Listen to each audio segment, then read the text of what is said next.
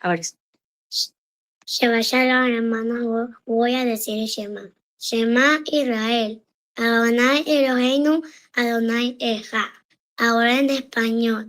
Escucha Israel, Adonai nuestro Elohim, Adonai uno es. Gracias. Shabbat Shalom, hermanos, voy a cantar el himno. Mientras aún palpite el corazón de una alma hebrea, rumbo al oriente dirigimos la mirada a Jerusalén. No estará perdida la esperanza de 2000 años de ser un pueblo libre en nuestra tierra, la tierra de Sion y Jerusalén. De ser un pueblo libre en nuestra tierra, la tierra de Sion y Jerusalén. Shabbat Shalom, mis hermanos. El título de esta enseñanza es una pregunta. ¿Qué eliges? ¿Perecer en el ego o vivir por la humildad? Así se llama. ¿Qué eliges? ¿Perecer en el ego o vivir por la humildad? Este estudio, como tantos otros, deriva de un aprendizaje que he deseado compartir como testimonio y a la vez mostrando parte del camino recorrido en base a la experiencia en la que el conocimiento de la letra pude volverlo Torah Hay, Torah aplicada. Esta enseñanza se posiciona entre las incontables respuestas recibidas al clamor profundo del alma que desea entender la raíz de todo fallo. Y en esa búsqueda recibe dirección, guianza y una clara directriz. Maravilloso es nuestro Elohim viviente. Alabamos su nombre bendito porque no deja a ciegas al que con corazón dispuesto acude a él por el pronto socorro, disponiendo también su voluntad en accionar según el debido proceder indicado. En este día, juntos vamos a adentrarnos en el origen de un mal que se mostró también desde el mismo comienzo y ha persistido generación tras generación a lo largo del desarrollo histórico del mundo en general. Pero evidentemente centraremos nuestra atención en Israel, aunque retrocederemos muchos siglos atrás antes de la formación de nuestro pueblo hebreo israelita. Como también hemos aprendido, y recién mencioné al inicio, no apuntaré solo al problema, sino a su debida solución, por medio de las herramientas que se nos han provisto para revertir todo mal en el proceso de restauración personal y de reconstrucción de nuestra nación. Seguramente recuerdan un estudio con el título ¿Qué fue lo primero que obedeció Adán? Queda claro que el hombre obedeció a la voz de su mujer antes que a la voz del Creador. Pero sobre lo que sucedió después es que gira la esencia de la enseñanza hacia la que nos encaminaremos para aprender. ¿Sí, José? No, hermano, que escuchó la voz ajena. Eso estaba en un comentario. Allá. Entonces vamos a ver la descripción del relato. Está ahí en Bereshit 3, capítulo 3, del 9 al 13. Génesis, capítulo, como se conoce en las Biblias hispanas, capítulo 3, versículo del 9 al 13. Dice así: Pero Adonai Elohim llamó al hombre y le dijo: Adán, ¿dónde estás tú? Y respondió: Oí tu voz paseándose en el paraíso y tuve miedo porque estoy desnudo y me escondí. Y dijo: ¿Quién te declaró que estás desnudo? ¿Acaso comiste del único árbol del cual te ordené no comer? Y dijo el hombre, la mujer que me diste, ella me dio del árbol y comí. Y dijo Adonai Elohim a la mujer, ¿qué es esto que has hecho? Y la mujer respondió, la serpiente me hizo errar. En otras versiones es, la serpiente me engañó y comí. Ahora analizaremos estos pasajes deteniéndonos solamente en algunas definiciones sin adentrarnos en otras que ya se han explicado en diversos estudios. Vamos a comenzar por el verso 9. Y llamó Adonai Elohim al hombre y le dijo, ¿dónde estás tú? Vayikra. Vayikra es y llamó. Esta palabra procede del verbo kara, que implica un llamado con algún propósito, lo que además se conecta con otra expresión en el mismo texto, ayeka, de la raíz ay, alef y yot. Ayeka, que literalmente significa ¿dónde estás tú? La intencionalidad de la pregunta no era conocer su ubicación. Es evidente que Adonai no ignoraba en lo absoluto todo lo que ya había sucedido. En realidad, con esta pregunta le extendía una invitación a acercarse y a confesar, movido por el reconocimiento de la falta, es decir, de la transgresión. Dentro de la tradición hebrea, uno de los significados que se le atribuye a este cuestionamiento es de orden existencial. Sería como preguntar, ¿en qué estado te encuentras ahora? ¿O hacia dónde te has descarriado? Cada detalle en los diferentes contextos de nuestros escritos encierran una profunda enseñanza. Adonai no hace preguntas arbitrarias, porque necesite ser informado sobre determinado asunto como si él no supiera. El salmista, siendo consciente de la omnisciencia de nuestro Elohim, exclamó en uno de sus salmos, todavía no está la palabra en mi boca y he aquí ya tú la sabes toda. No hay nada escondido ante los ojos del que escudriña los corazones de los hombres. Recordemos la pregunta que en un capítulo después, en el capítulo 4, porque estamos viendo el capítulo 3, Adonai le hace a Caín. Le pregunta también, ¿dónde está Jebel? En hebreo se utiliza nuevamente el adverbio hay. Con esta pregunta extiende una vez más la oportunidad para la confesión. Pero nuevamente la respuesta fue evasiva. Al respecto ahondaremos posteriormente. En el verso 10 dice, y él dijo, oí tu voz en el jardín y tuve miedo. Ese tuve miedo es ba'irá. Es interesante como la misma raíz de irá, que es temor, miedo, procede yare, es decir, ese término procede del verbo o de la raíz verbal yare. Yare implica dos actitudes muy diferentes. Una que procede de la culpa y la vergüenza, es decir, hay un miedo que procede de la culpa y la vergüenza, y otro es reverencial.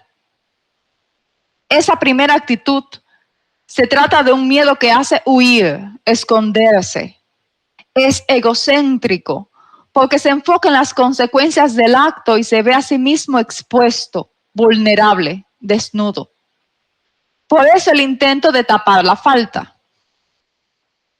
Ignorar o silenciar la conciencia, evadir la responsabilidad. El miedo tras la transgresión es un miedo reactivo que nace de la pérdida de la pureza. El mero temor al castigo sin la acción de Teshuvah encierra al hombre en su propio ego. Y voy a repetir, el mero temor al castigo sin la acción de la Teshuvah encierra al hombre en su propio ego. El temor reverencial, que es el Yirat Adonai, por el contrario, produce cercanía. No nos aleja, sino que nos provoca postrarnos ante nuestro Elohim con asombro por sus obras maravillosas y en profunda devoción. No se enfoca en lo que me va a pasar a mí, sino en el peso y el honor del nombre de él. Es la actitud de Moshe, contraria al temor del pueblo que les hizo guardar distancia. Él más bien se acercó al monte que humeaba. Ante los truenos y el esplendor de aquella manifestación gloriosa, caminaba en pos de ir al encuentro de Adonai, mientras que el pueblo más bien quería más distancia. El verso 11 dice, y dijo, ¿quién te informó que estás desnudo? Mi igit leja. ¿Quién te informó? ¿Quién te reveló? El conocimiento de su desnudez y la consecuente vergüenza desde su nueva percepción, porque ya él estaba desnudo antes, pero no se percibía de esa manera, o no sentía vergüenza en todo caso, provenía de su desobediencia al transgredir directamente el mandato que había recibido. De ahí que en el verso se utiliza la palabra sivitijá. Sivitijá del verbo savá, que significa ordenar, mandar, legislar, es de este mismo verbo que procede el término tan conocido mitzvah. Sivitijá enfatiza la autoridad clara de Adonai y también la responsabilidad personal tras la instrucción recibida. Es en los dos próximos versos que más nos vamos a centrar para desarrollar este tema, porque ellos testifican del siguiente mayor fallo después de la transgresión. Leemos en el verso 12. Y dijo el hombre, la mujer que me diste para estar conmigo, ella me dio del árbol y comí. En esta respuesta hay una evasión directa de responsabilidad propia, dejando entrever una acusación primero sobre la mujer, Haisha, y luego sobre el mismo Adonai, Asher Natata Imadi. Esto significa la mujer que tú me diste como compañera. Por último, en el verso fue que entonces afirmó Baogel. Baogel es y yo comí. Es decir, primero pone a la mujer, después Adonai y después él. Selah. Reflexionemos por un momento. Este estudio no se trata de lo que hizo Adán, sino de aquello que se replicó en su descendencia hacia nuestros días, como inclinación para mayormente procurar encontrar un culpable que se responsabilice de nuestro mal actuar. Antes de aceptar la culpa, mejor lanzarle la papa podrida a otro. No es ni siquiera un problema de géneros. Como veremos a continuación, la mujer también asumió la misma actitud de excusa como defensa, un modo de victimización que aún podemos ver en nuestra naturaleza caída. Fíjense que Adán dijo, la mujer me dio. Esa expresión me dio es natna. En ninguno de sus significados representa el obligar. La decisión del hombre de comer fue totalmente consciente y voluntaria. En el verso 13 dice, y dijo Adonai Elohim a la mujer, nuevamente otra pregunta, ¿qué es esto que has hecho? Fíjense que Adonai no pregunta porque necesite saber, porque él no necesita saber. Él pregunta para motivar una actitud en la persona. ¿Qué es esto que has hecho? A ver cómo reacciona. Y dijo la mujer, la serpiente me engañó y comí. Al cuestionar a la mujer sobre su actuar, ella respondió, la serpiente me engañó. Hanahash Hishiani. Aquí vemos el mismo patrón. Luego de acusar a la serpiente fue que dijo, y comí. De nuevo es Baogel. Este término, Ishi, Hishi, con Hei, Shin y Yod, Hishi, básicamente expresa engaño. Su raíz es Nasha, Nun, Shin y Aleph. Y es aquí lo interesante. En el hebreo pictográfico aparece de esta manera y se las quiero mostrar porque es importante que vean esta primera imagen que José va a poner en un momento. Es la pictografía de Nasha. Recordemos que Nasha es la raíz verbal de Hishi, que Hishi significa engaño. Aquí vemos la Nun, vemos la Shin y vemos la Aleph. La Nun en su pictografía representa la semilla humana, eso lo hemos estudiado también, simbolizando el potencial de vida y la capacidad de transmitir herencia o continuar un linaje. La Shin, entre su significado puede atribuírsele la función de separación, división, y la Aleph, sabemos que por excelencia representa a nuestro Elohim, poderoso. Por medio de este engaño que comenzó con la mujer, la descendencia de Adán quedó separada. Por eso la Shin está en el medio de la descendencia y del Creador. Lo pueden ver ahí claramente. Hace una división. El engaño, el pecado en todo caso, que comienza por este engaño. Ahora, si hacemos un cálculo gemátrico, yo te voy a avisar, José, cuando pongas la otra. Si hacemos un cálculo gemátrico, la Nun vale 50, la Shin vale 300 y la Aleph vale 1. Es 351. Cuando sumas todo eso, el valor reducido es 9. Ahora les voy a hacer una pregunta. ¿Qué letra ocupa la posición número 9 en el alefato? La Tet. La Tet, exactamente. José, ¿puedes poner la última de la serpiente que dice Tet? Exacto, la Tet. En el estudio de la letra Tet se describe a la misma representando a la serpiente como el adversario, dado que en la palabra Hatá, Het, Tet, Aleph, que significa pecado, la Tet queda justo en el centro. De igual manera, en la palabra Satán, Shin, Tet y Nun Sofit, la Tet queda también en el centro. En este mismo estudio se menciona que debido a la influencia de la serpiente, el hombre fue moldeado con una inclinación hacia los malos actos. No alcanzar la vida espiritual implica que la influencia de la serpiente ha inclinado las acciones humanas hacia la rebeldía. Desde siempre, el objetivo de la Nahash, haciendo alusión a la serpiente antigua que se menciona en el libro de Revelaciones 12:9 y que identifica simbólicamente a Hasatán, es separar al ser humano de su creador. Y fíjense que esto lo podemos ver hasta en la pictografía de la letra.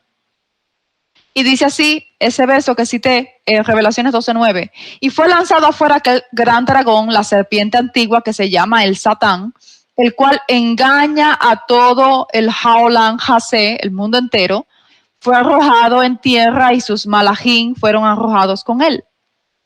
Ahora, José, pon la forma pictográfica. Nahash. Nahash, fíjate que estábamos hablando de Hishi y además de Hishi hablamos de Nasha, para que no se confundan. Ahora vamos a hablar de Nahash. Nahash es serpiente. Nun, Het y Shin. Lo ven ahí también en la pictografía. Cuando estudiamos las letras hebreas, hablamos de que cada letra puede representar dos realidades, una superior, celestial, una inferior, terrenal. De igual manera, pueden tener una connotación positiva o negativa. Nahash comienza con Nun, como también comenzaba Nasha. Pero hay otra palabra que encaja perfectamente en todo este contexto que estamos analizando y es el término Nefilá. Nefilá es caída. También comienza con Nun. Por lo tanto, la simiente del mal hacia un cerco, es lo que se representa en la pictografía, para atrapar. Es la manera en la que las serpientes actúan en el orden natural, envuelven a su presa para luego clavar sus dientes, Shin, e inyectarle su veneno que en muchos casos puede ser mortal. Y me refiero a cómo operan las tinieblas en general. Hoy en día hay tantos obreros de injusticia, servidores de maldad que engañan a multitudes de esta manera, provocándoles una caída peor o mayor. En uno de los estudios de nuestro instructor Daniel, él nos enseña el secreto para vencer todo tipo de caídas, es decir, todo tipo de nefilá, es construir un teba, es un arca, y refugiarse en su interior para preservar la vida. ¿Qué significa esto? Aquel que construye su arca, es decir, toma la Torá como su lugar de refugio y entrega su lengua al estudio de las instrucciones, cambiará su caída, nefilá, por medio de la tefilá, es decir, de la oración. Es cambiar dos letras, la nun por la taf. Sí. En el libro de los Hechos, capítulo 13, del 8 al 10, dice: mas le resistía Elimas, el encantador. En muchas traducciones se le dice el mago. El término griego usado también define quien se consideraba un sabio o un científico oriental.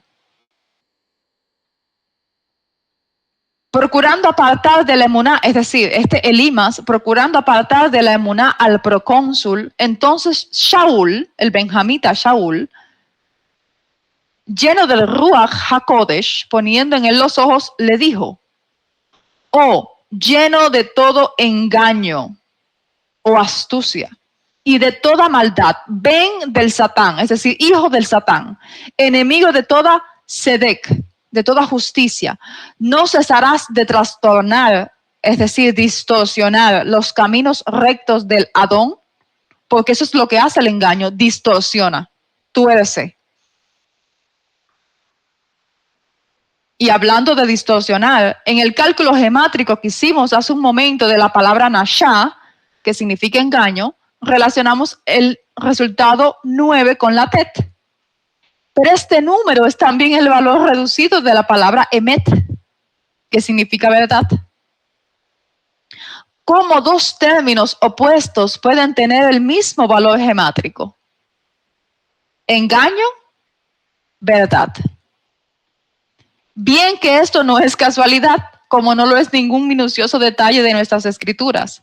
Justo el engaño lo que hace es distorsionar la verdad. Por eso el 9 al girarlo se vuelve un 6, que es el valor gemátrico del término sheker, que es mentira. Al igual, el 6 es el valor gemátrico de Hasatán. La intencionalidad del engaño es tomar el lugar de la verdad.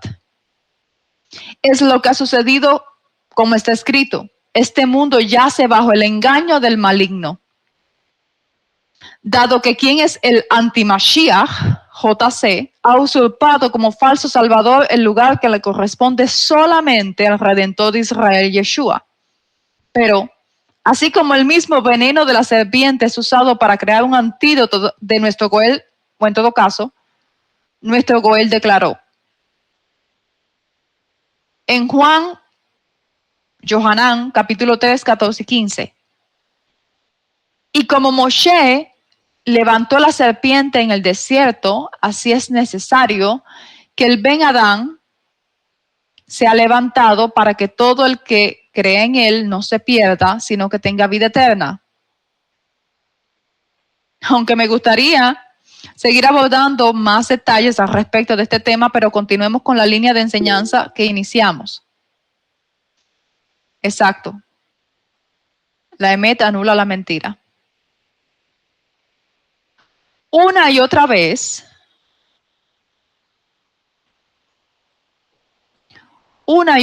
en diferentes periodos de tiempo, se nos dejó como testimonio la conducta de disímiles hebreos, que como el primer hombre asumieron la misma actitud defensiva que ante una falta,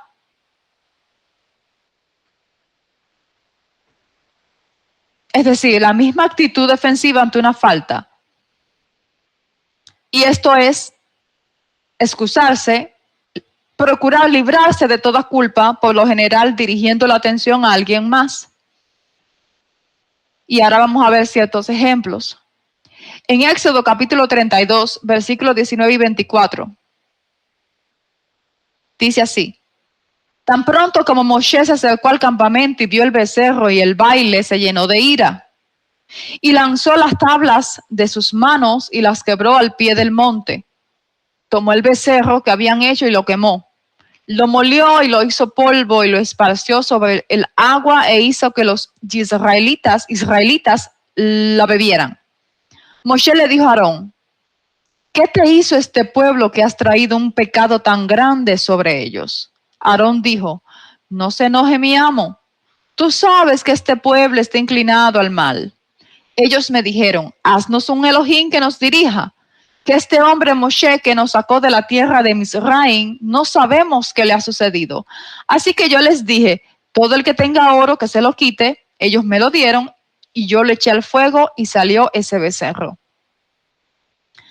Aarón, en lugar de asumir su rol como líder, inmediatamente de la pregunta de Moshe, o ante la pregunta de Moshe, su respuesta esquiva toda responsabilidad. Usted sabe cómo es el pueblo. Pero incluso en su descripción de los hechos, una descripción que hace él mismo, ante la petición del pueblo, él ni siquiera se resistió. Lejos de procurar hacer entrar en razón a aquella multitud, aceptó inmediatamente sus demandas. No eligió defender el honor de Adonai, sino proteger su propia imagen y su propia vida ante el pueblo, congraciándose con ellos. Para colmo, al ser confrontado, en vez de con vergüenza asumir la gravedad de su falta, se escudó, redirigiendo la atención hacia la mala actitud del pueblo. El segundo ejemplo procede del rey Shaul. Está en 1 Samuel, en el capítulo 15. Sí, la típica justificación. Yo nada más eché eso ahí y de ahí salió un becerro, no fue que él lo formó. En 1 Samuel, capítulo 15, del 13 al 15, dice así. Cuando Shemuel llegó donde Shaul le dijo, bendito eres de Adonai. He cumplido el mandato de Adonai. Fíjense lo que Shaul le dice a Shemuel. He cumplido el mandato de Adonai. Shemuel demandó, entonces, ¿qué es ese balido de ovejas en mis oídos y el mugido de bueyes que oigo? Shaul respondió, lo trajeron de los amalecitas porque las tropas, los del pueblo, perdonaron lo más selecto de las ovejas y los bueyes para sacrificarle a Adonai tu Elohim y destruiremos el resto. Otra vez el pueblo. Todo el mundo menos yo. En realidad, fue así como Shaul, es decir, los hechos, fue así como Shaul lo describió. Veamos lo que relata el mismo pasaje unos versos antes, en el verso 9 específicamente. Dice así el verso 9. Y Shaul y el pueblo perdonaron a Agag, el rey de los amalecitas. Y a lo mejor de las ovejas y del ganado mayor, de los animales engordados, de los carneros y de todo lo bueno ante sus ojos. Y no lo quisieron destruir. Mas todo lo que era vil y despreciable destruyeron. Ellos tomaron la directriz de Adonai y hicieron lo que mejor le parecía. Y después de hacer lo que mejor le parecía, cuando viene el profeta y confronta a Shaul, él dice, no, el pueblo. Fue el pueblo. Yo no, fue el pueblo. La actitud, disculpen, nuevamente ante la confrontación del profeta de parte de Adonai, la respuesta fue parafraseando, no fui yo, fue el pueblo. Como rey de Israel, Shaul había recibido claras instrucciones, destruir todo lo de Amalek, todo. Pero otra vez se repite la historia. Y quien debe dirigir al pueblo en obediencia y en pos de la justicia prefiere congraciarse con ellos por causa de su propia imagen y beneficio personal. Díganme si esto no le suena a los líderes de hoy, que en vez de decirle lo que tienen que decirle de parte de Adonai en justicia, le dicen lo que la gente quiere oír. Y por eso tienen multitudes de seguidores. Pero el que habla la verdad, confronta con toda autoridad, como decía Shaul también, el benjamita, Eso sí que no. Eso, pues. El colmo es que cuando la situación queda expuesta, entonces la misma actitud, la misma respuesta que va de cualquier tipo de responsabilidad. Porque para el ego es natural el querer limpiarse las manos, que bajar la cabeza en silencio, en profunda vergüenza, confesar el mal, rectificar, hacer lo debido. La actitud de Aarón y Shaul no nos es ajena. No podemos pretender que somos mejores que ellos, porque ese tipo de comportamiento es el más común para nosotros. Fíjense que mencionaba la actitud de los líderes, como un ejemplo, vamos a decir, genérico. Pero tanto lo que he expuesto antes como lo que seguiré exponiendo nos identifica a cada uno de nosotros. Y ese es el punto. Este mismo tipo de comportamiento acarrea otros males, porque cuando elegimos seguir lo que dicta el ego, nos hacemos enemigos de nuestro Elohim, porque el ego procede de la naturaleza caída que es opuesta a él y a sus leyes de justicia. Como dijera Shaul el Benjamita, sería lo que se nombra en la escritura como resistir su espíritu. Pero no todo queda aquí. Veamos ahora otros ejemplos, pero de aquellos que hicieron lo contrario. No miraron a otro lado cuando se les apuntó directamente. No corrieron a esconderse tras acusaciones y autodefensas. En 2 Samuel 12, del 9 al 13 dice, ¿por qué entonces, esto hablando del profeta Natán, confrontando a David, ¿por qué entonces menospreciaste el mandato de Adonai e hiciste lo que le desagrada? Has entregado espada a Uría, el getita, tomaste a su esposa y le hiciste esposa tuya, y a él lo mataste con la espada de los amonitas. Por eso la espada nunca se apartará de tu casa, porque me has menospreciado al tomar la esposa de Uría, el getita, y hacerla esposa tuya. Así ha dicho Adonai, yo haré que se levante contra ti una calamidad en tu propia casa. Tomaré tus esposas y se la daré a otro hombre ante tus propios ojos, y él se acostará con tus esposas bajo este mismo techo.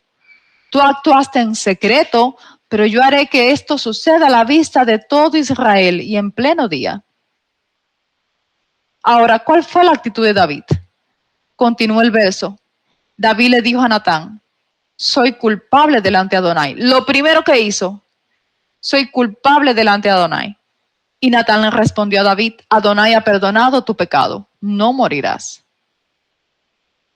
¿No podía acaso David hacer como los demás y culpar a Bathsheba? Bien que pudo haber dicho algo así como, la culpa es de ella, por estar bañándose en un lugar donde alguien podía verla. Seguro que lo hizo intencionalmente. No pretendo suponer ni añadir a la historia. Lo que quiero enfatizar es que cuando uno reacciona poniendo su ego primero, las excusas llueven, como haces bajo la manga. Podemos decir cualquier cosa con tal de no aceptar nuestra falla, porque eso es justamente como muchas veces se actúa en automático. Podemos mirar desde el comportamiento de los niños cuando hacen alguna travesura y se les pregunta, ¿qué es lo que dicen? Siempre es el perro, el vecino, el amiguito, el primo, nunca ellos mismos. Pocas son las excepciones en esa regla. A partir de aquí entraremos en una segunda parte que conecta todo lo que hemos analizado hasta ahora con un tema que hace poco se estuvo compartiendo de él en la comunidad.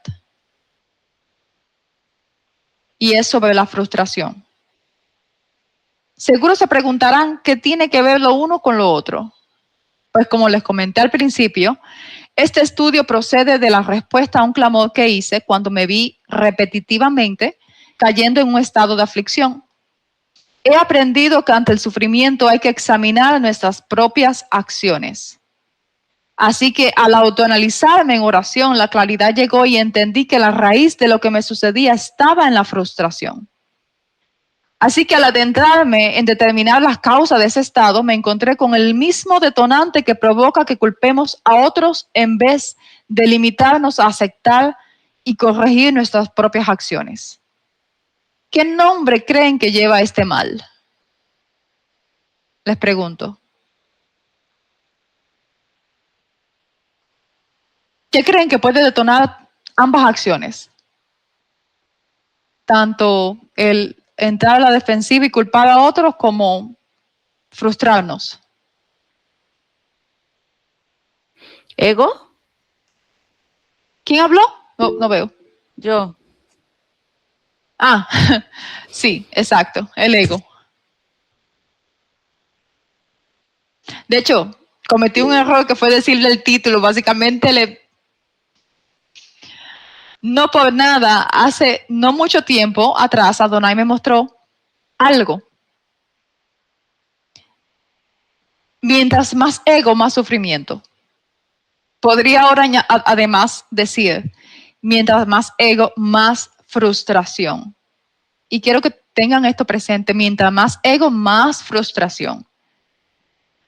Como quien mata 2 pájaros de un tiro, añadiré otros detalles que completarán o que complementarán este estudio y con ello también la forma de revertirlo. Antes de continuar, quedémonos meditando en esta pregunta. ¿Qué es lo opuesto al ego? La segunda parte La humildad. del título, humildad. Exacto. La humildad. Ahora veamos qué es el ego. De una manera muy concreta, muy precisa. El ego no, disculpen, la frustración. La frustración nace del deseo de controlar las cosas, las personas, en esencia, es decir, las cosas y las personas. En esencia se describe como expectativas no concretadas. Es decir, si algo no ocurre como a mí me gustaría, aparecen emociones o sentimientos de enojo, impotencia, tristeza, sensación de injusticia. ¿Y por qué sensación de injusticia?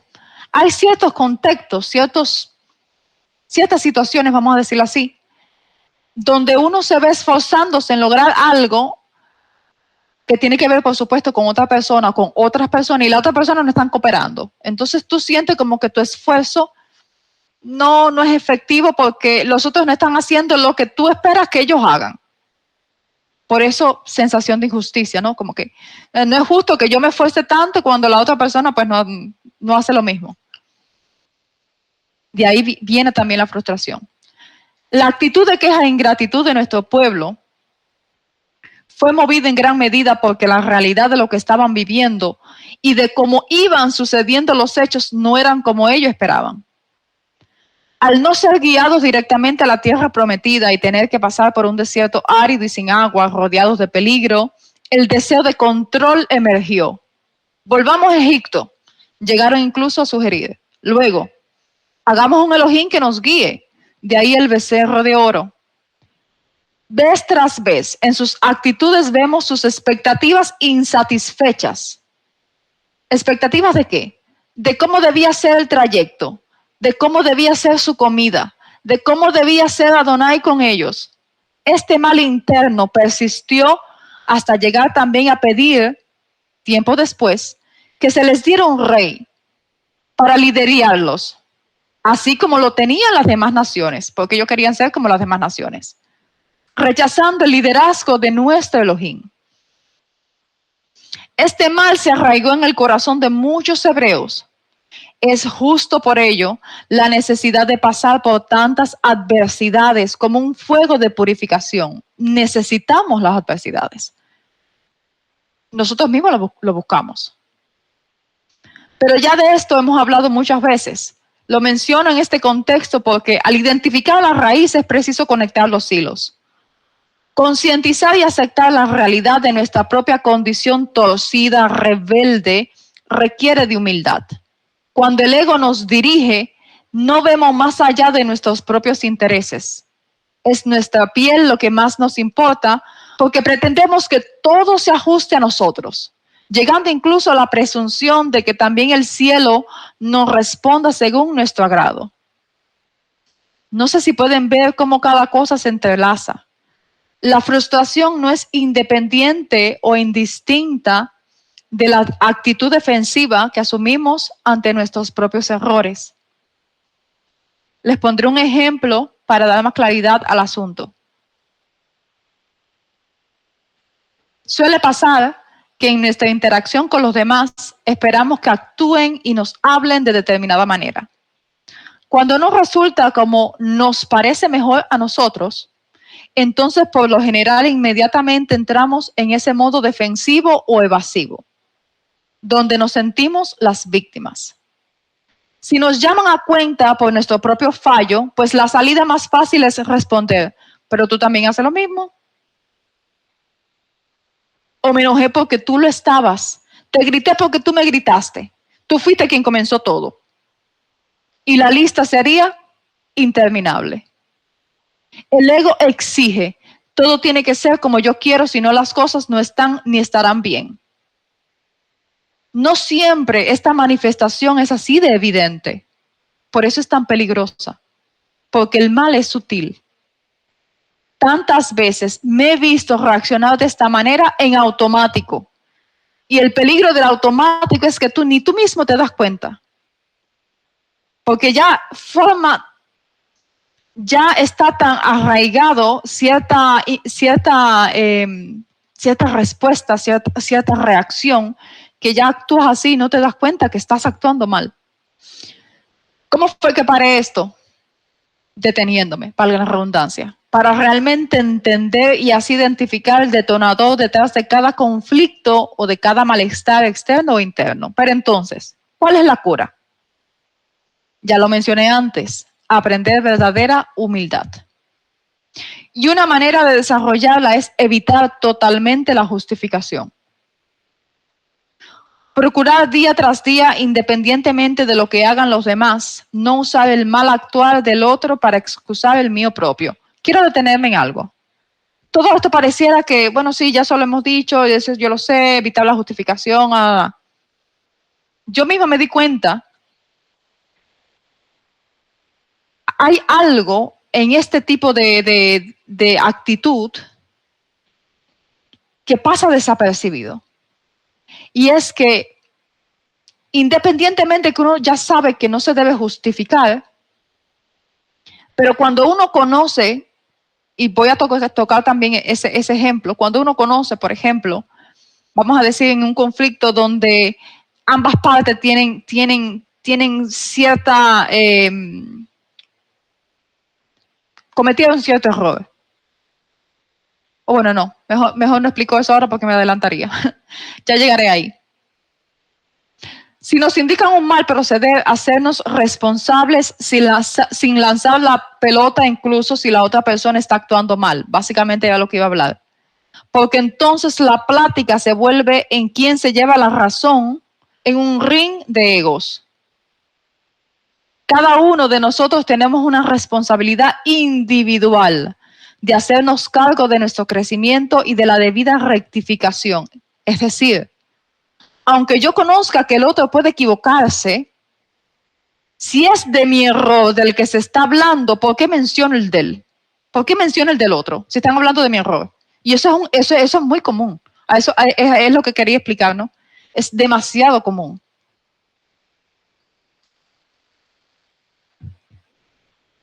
Eso es actuar, es decir, cuando me están hablando a mí de algo que yo hice mal y le tiro la pelota y dice, no, pero tú hiciste esto y porque tú. Es actuar según el patrón evasivo y es también una forma de justificación. Con esto no me refiero a asumir una actitud pasiva de conformismo ante lo que el otro está haciendo mal, no.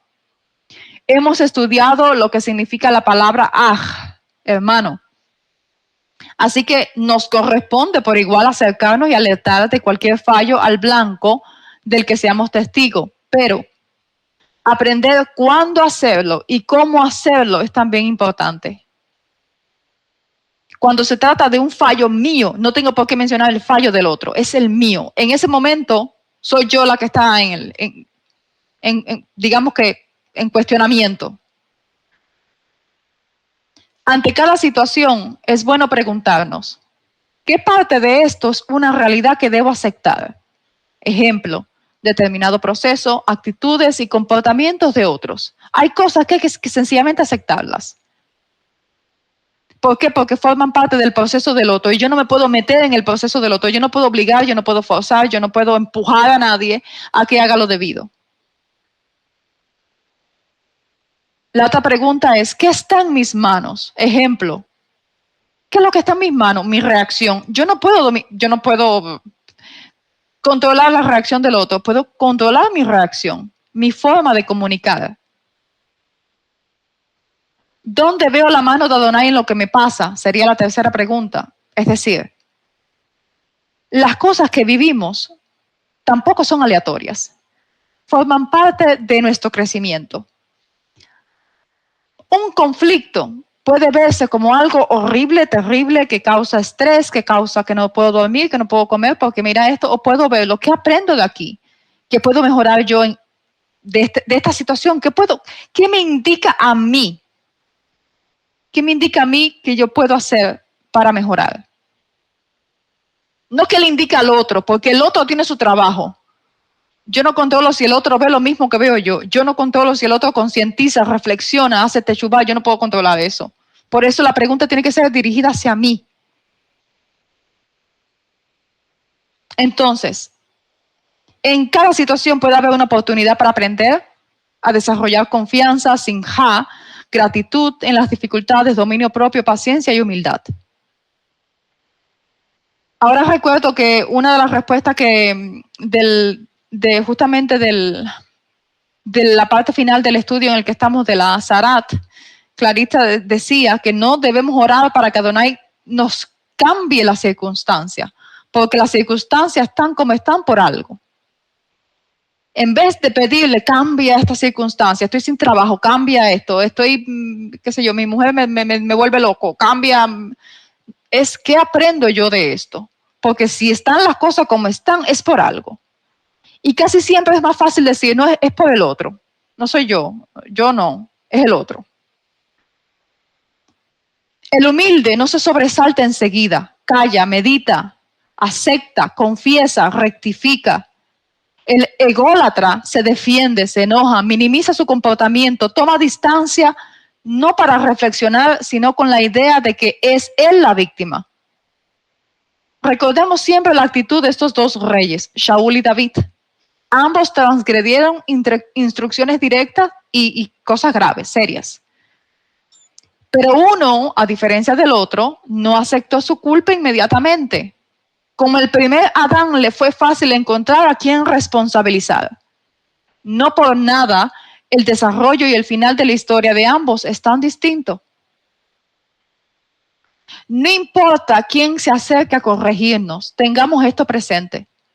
En ese momento, el lente, cuando me imagino lente, me refiero a una lupita así, una lupa de esta que andan los Sherlock Holmes. El lente está sobre nosotros. No intentemos agarrar ese lente y ponérselo al otro, que es lo que casi siempre uno hace, ¿no?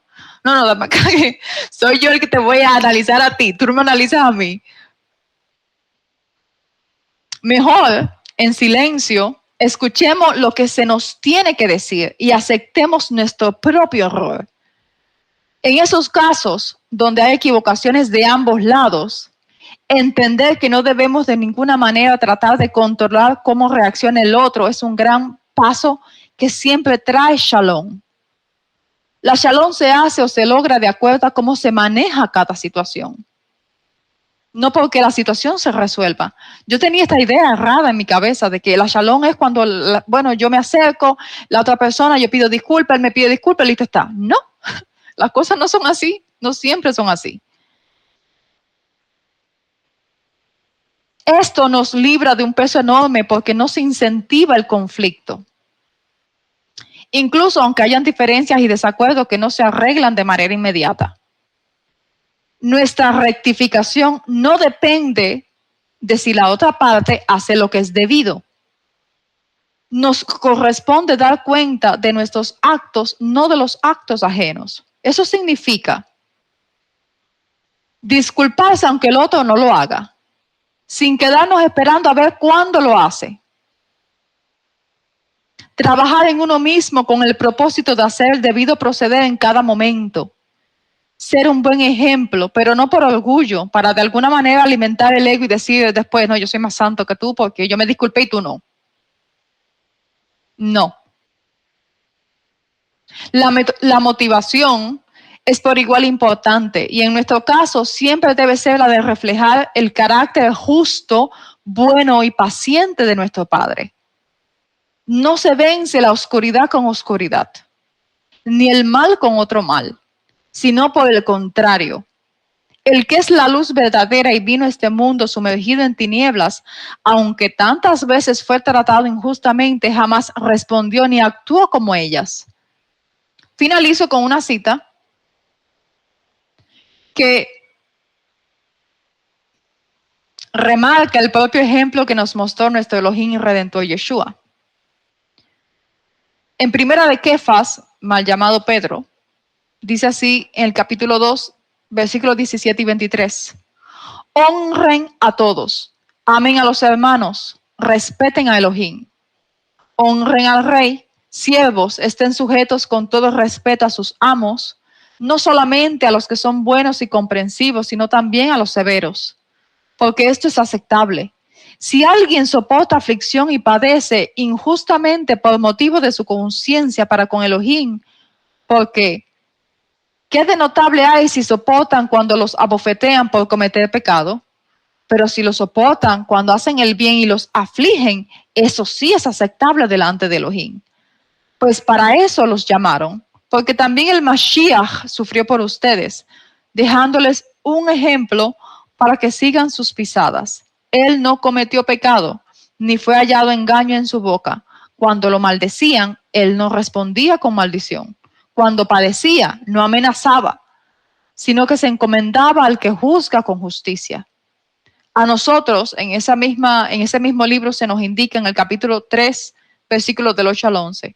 En conclusión, sed todos de un mismo sentir, compasivos, amándoos como hermanos, misericordiosos, humildes, no devolviendo mal por mal, ni maldición por maldición, sino bendiciendo, pues para eso fuisteis llamados, para que heredarais bendición. Porque el que desea amar la vida y ver días buenos, refrene su lengua del mal y sus labios de hablar engaño. Apártese del mal y haga el bien. Búscala, shalom, y sígala incansablemente. Bendito nuestro Padre, bendito por su instrucción, que es lámpara a nuestros pies y lumbrera en este camino. Agradezco porque todo el contexto de lo que vivimos se integra en los procesos que debemos atravesar hasta llegar a nuestra tierra. Todo ello tiene el buen fin de prepararnos para hacer actos de estar en la presencia del Santo y el Sublime, sin mancha alguna de oscuridad interna. Nos queda un largo recorrido, pero estamos provistos de las herramientas para alcanzar la restauración en cada área de nuestra vida.